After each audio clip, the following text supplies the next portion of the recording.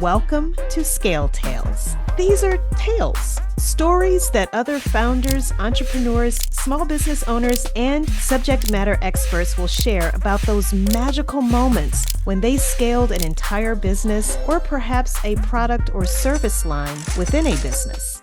This storytelling show is designed with you in mind, the person seeking to do something extraordinary or achieve a transformational breakthrough in the business you own or the business you work for.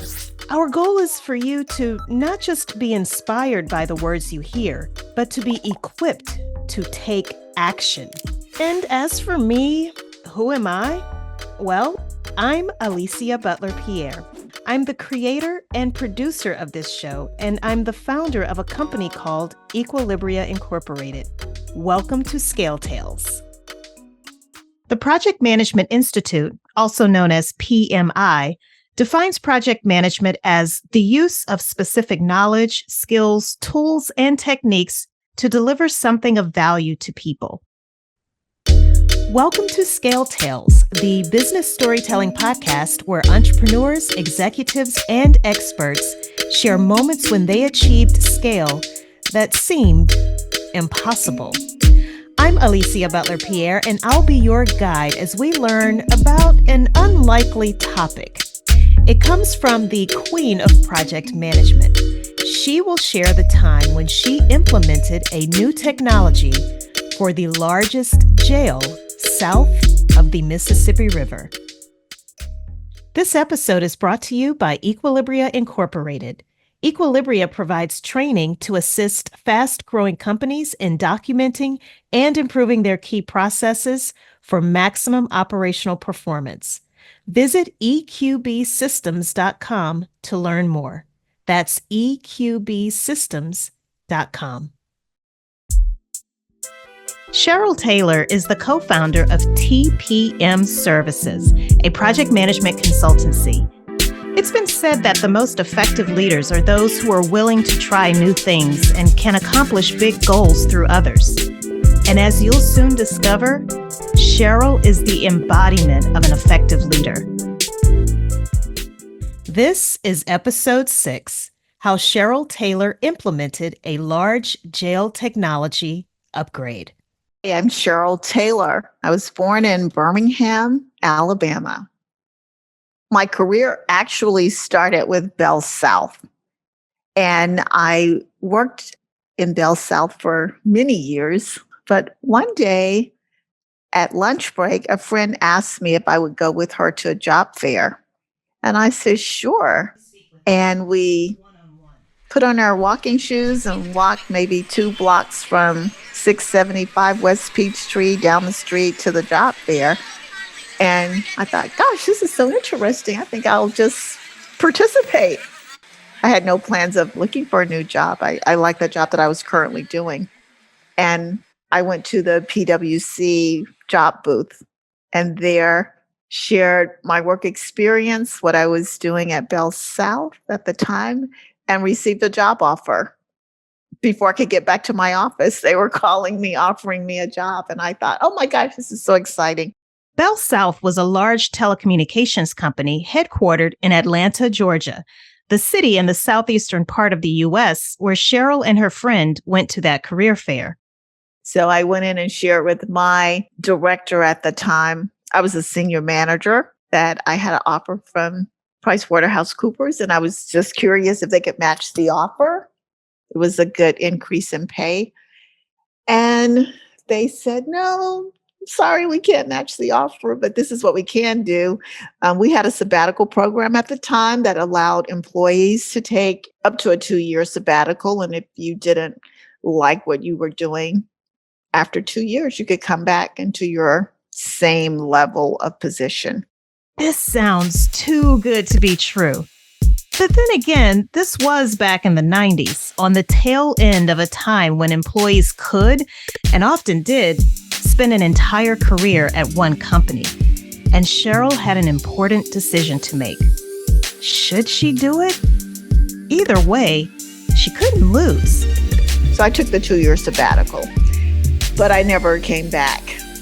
At PwC, they had just won a large award for Primerica Insurance Company, and they were re-engineering and transforming their financials. I was a senior project manager on the financials implementation. It was a very exciting time. An exciting time for several reasons. This was also around the time that golf legend Tiger Woods played his first tournament in Atlanta. I was so anxious to see Tiger Woods, but on the way to seeing him, I ran into friends and they were starting a new business and they were looking for a project director. And I said, oh gosh, I could do that job. I just started with PricewaterhouseCoopers. I really like my job. And they said, oh, well, why don't you just send us an offer? So I wrote an offer that I'm sure they'll refuse, but they did not refuse. They accepted the offer. So I found myself with another offer. I thought, oh gosh, this is going to be a fun journey. So I resigned from PricewaterhouseCoopers and I went to work for a startup. They had just won a large award to do an implementation for the city of Atlanta to replace their human resource and payroll systems with PeopleSoft, which was new technology at the time. This massive effort to replace a technology would not only test Cheryl's resolve as a project manager, but would also lay the groundwork for future technology upgrade projects within local government. It was a grueling implementation. We had to scale everything. It was a small scale, but it was a big scale. I was working there completing that particular project.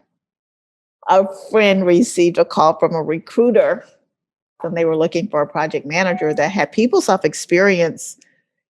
And the friend referred them to me. And then I received an offer at the end of that 12-month implementation to go work for AGO Resources. So that was my migration from telephony to consulting, and then to energy. By being open-minded and saying yes to opportunities to sharpen her project management saw, Cheryl successfully transitioned from a large corporation to a Big Four consulting firm, onto a startup with a government contract, and then back to a large corporation. I worked for AGL Resources for 6 years, from 2000 to 2006. And it was during that period of time that I co-founded TPM Services with my business partner.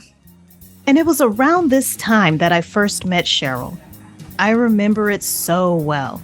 She invited me into her home for a meeting. I was struck by the beauty of her home, her warm personality, and our engaging conversation. Turns out we were both in the process of securing certifications for our businesses. In the U.S., women, veteran, and minority-owned businesses can undergo a rigorous certification process to increase their chances of securing large government and corporate contracts. So the journey on certifications was interesting. I became a certified project manager in 2006, but I received my master's degree in project management in 1993. So I've been working as a project manager for quite a while, just had not finalized that credential. But more so, the credential that the company required for some of the larger contracts was just being a certified minority-owned business. And even though the work success was there and the work experience was there, there still are a series of certifications for small-owned businesses to compete in conjunction with large-owned businesses. And one of the entry points is the formal certification that you are a minority-owned business. Yet I found that most of the work that I was able to procure for TPM Services, I didn't need that certification. In other words, by the time Cheryl started TPM Services, she already had impressive relationships with different leaders and influencers. The breadth and depth of her experience, coupled with the size of projects she's successfully managed meant her business didn't need certifications to get into the door of larger clients. And that advances us to the year 2015, to one of those projects she procured on her own merit. I received my first phone call from the Chief Administrative Officer of the DeKalb County Sheriff's Office. We refer to DeKalb County Sheriff's Office as DKSO. And they were at the time working on selecting a replacement jail management solution. A jail management system is a system that manages the arrestee from the point they are arrested until they are released, either back into society or transferred onto a prison. Their jail management system was 17 years old, and it was supported and was on life support. So any day you could walk in and maybe think it might fail. Remember that project where Cheryl had to replace an HR software with PeopleSoft? Well, this project to replace a jail management system would be similar in terms of planning, but very different in many other ways. But Cheryl's clearly not one to back down from a challenge. So I actually started chatting with them about the project. I started officially working for them on that project in 2016. And I knew going into the project that it would be very demanding, but it would be something that I would only be able to do for a certain period of time. And so I had mapped out in my mind, I thought I could accomplish everything that she wanted within a 24-month period from the time I started till the time that I would leave. So this is my scale tell. This project required that we scale on so many levels. My role was to lead the replacement initiative and develop the implementation strategy in conjunction with the implementation partner. So we had to scale from ground zero, starting with the planning and the procurement of the infrastructure, new servers, new desktop computers for the entire jail facility. They have 800 plus employees. We had to scale scanners that would be used to replace paper intensive processes. We had to scale printers. We had to scale people. We had to redesign roles, hire new resources, and then train the entire jail resource population and create new workspaces, set up new process flows from the Sally port where the person comes first into the jail after they are arrested to the cell where they are housed if they are retained. There were so many moving parts. When we finally put everything together in the project plan, I strongly felt that we could go live from the date of the contract being signed in 14 months. And the implementation partners shared with us, they had not had an implementation done before that rapid, but they were willing to give it a try with us because we had really sat around the table and talked about it in detail and how we would do it and what each person's role was and the commitment. And we were able to do it. We went live on August 3rd, 2018, as planned, under budget, and quite satisfied that we were no longer on the system that needed life support. I like to start with the people. We started with determining which internal resources or external resources would be a part of a project team. There were people who worked in the sheriff's office and that facility that had been there for decades, and they only knew that one solution that they had. So it was really a cultural shift to find the people who would come out of their everyday role supporting the sheriff's office and partner with me for the next 14 months to take the system live. After finding the right people, identifying the right people was a critical element to putting a business infrastructure in place, but it wasn't the only one. the second part was to look at the data. what data could be extracted in an automated format, like an import and an export, but then what data we couldn't access that way, that we would have to manually create and load into the new system. And that was the biggest part of the scaling. So we created a war room. And in the war room, we had 8 to 12 resources that were extracted from their old jobs and brought in as a part of the team to manually, excruciatingly review data in the jail management system and start putting it into the replacement system. That was demanding and exhausting. I was curious about this war room Cheryl mentioned. It makes sense to have a dedicated workspace to complete the project on the now accelerated timeline of 14 months. But what was in this room? How was it set up? We found space within the jail. We painted the walls, we refreshed it. We put whiteboards all around the room. So whenever I would go in to talk to them, to show them this is where we are, this is where we're going, we could have an illustration that everyone could align with. We set up computers in the room and we created the strategy, and then it was on and popping, on and popping, on and popping. Sounds like it. What Cheryl just described was a workspace with all kinds of visual control tools. This might sound like a lot of prep work, but as she said earlier, there were so many moving parts, so making sure everyone on the team could literally see things like timelines, metrics, and Kanban boards with action items was necessary for successful implementation.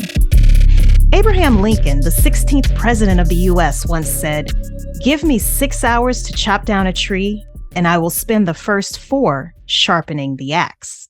Okay, we've got to have this data. And sometimes it may be 3,000 data sets, or sometimes it could have been 50,000. It was very intense.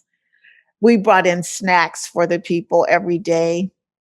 Once a week, we have lunch parties. We just worked really hard to help the resources that normally may have been detention officers or other resources within the jail come in and learn how to be data analysis or data input clerks, something they had not done before. So it was painful, but it was fun.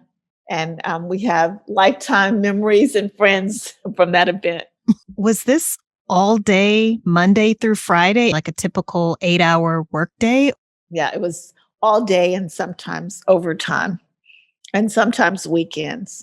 With the people, data, and technology sorted out, now it was time to address the third main element of business infrastructure: process. Getting the new tech to work required cooperation of the entire value stream, which included vendors. We also had a technical team with our implementation partner, and there were some things on the surface of the app you could extract and you could use, but there were others that you just couldn't get to. We had to re-engineer the arrestee procedures from the Sally Port, and we had to re-engineer the health tracking component. We had to re-engineer the release component. We had to re-engineer the food service component. This particular implementation required the food services vendor to automate their process, because prior to this implementation, they manually tracked every time a bag of chips or M&Ms were purchased. And then they would collect it in a manual way, but we automated it so that it would occur through the system and no longer be manual. With that extent of change and in such a condensed time, I'm sure you can only imagine what the rate of adoption was. But surprisingly, Cheryl had good news to report. The results for me were very gratifying, mainly because we went live as planned. and we trained the entire jail, 800 plus resources. We didn't lose any inmates in the system. And this initiative, along with another initiative that was occurring, won an award in 2019 for innovation technology. Yet, many of the employees did not believe the changes that we said would occur. They thought, they've tried this before. It's not going to happen. It's not going to happen this fast. They wanted to keep that jail management system running concurrent with the new system for about 2 years. And I was very adamant that no, we're going to turn it off. There may be some people behind the scenes that will have access to it, but everyday resources will not be able to go into the old jail management system because it was a crutch for them. They did not want to release it and let it go. But we did turn it off before I left that project. And only a few people had it if they needed it so that people would start to use the new system. So, what exactly was their reaction? They liked it. Initially, it was just change. Change is hard, and it wasn't easy for most of the resources to digest. But I'll say, post go live, 6 months out, they were like, oh yeah, this really does work. Okay, we're happy about it. Considering this project's success and award recognition, I was shocked when Cheryl told me that it didn't lead to other opportunities. Turns out there was a change in administration. Both the sheriff and the chief administrative officer she developed relationships with left. But in true fashion, Cheryl didn't miss a beat moving on to her next opportunity. I had done several projects prior to that one with DKSO. And after that particular project, I left the city and I went to Denver to work. With the breadth and depth of Cheryl's project management experience, I wondered if she had any parting words of advice. My experience is project management is art and science. You want to be a student of what project management is, and it is understanding that there is something to be accomplished. I always like to teach part-time at DeVry University, project management. I always like to kind of talk to the students about, let's say you're getting engaged, you're going to be married, and you and your fiance decide you're going to have a huge wedding or you're going to have a small wedding. Well, planning that wedding is a project. You have a list of things that you have to do. You have activities, and underneath the activities, you have tasks associated with those. For your wedding cake, if you're not making it yourself, you've got to find a baker who is going to make the cake for you. And then you have to design the cake, and the cake has to be made so many days prior to the wedding ceremony. So it has time-sensitive components, details associated with that. And I would love to see project management taught in the schools starting at 8th grade through 12th grade to expose young people to projectizing their life and all the things that will happen to them in the future and beyond. I think it would be very helpful, especially in inner city schools where the students may not have access to strategic planning in the home, but it's a skill. It is a skill once mastered that goes beyond the classroom. It goes beyond what you do at work, and it just becomes a part of your life. And don't forget, project management falls under the umbrella of operations. In fact, business infrastructure principles also apply to project management, identifying people for the team, technology deployment, and processes for things like job sequencing and production scheduling. So I use everything in my professional toolbox when I work on a project. I use a little of my creative side, and then I rely on the science of project management. I also like LinkedIn. LinkedIn has a learning component. And if you tap into that learning component, it has many courses on project management. Oftentimes when I'm getting my PMI points or PMP points that you need to remain certified, I'll take the LinkedIn classes. They're very good. It's a great resource for people who want more information about how to be a good project manager. Before Cheryl leaves, here are some lessons learned on how you can become a good project manager. Number 1, project management is not just about planning, but implementing. Number 2, talk to people directly to understand their concerns.